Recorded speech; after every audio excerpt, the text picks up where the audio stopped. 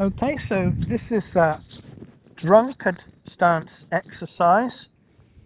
It's very simple, so we'll do it together. So breathe in, bring your legs up like this. Breathe out, bend the knees.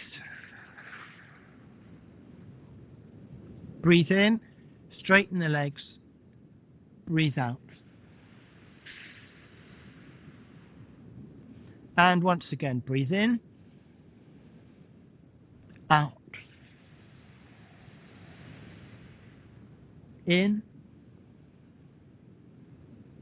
out.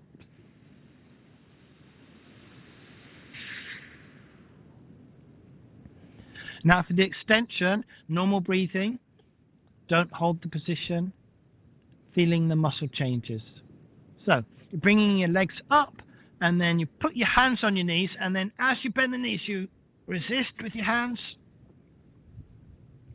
and then bring your hands round onto the back of your legs, and then when you straighten your legs, pulling with your hands, a bit of resistance, and then gradually lower your legs back to the start position. Once again, push with the hands, feeling the muscle changes, pulling with the hands, and then gradually lower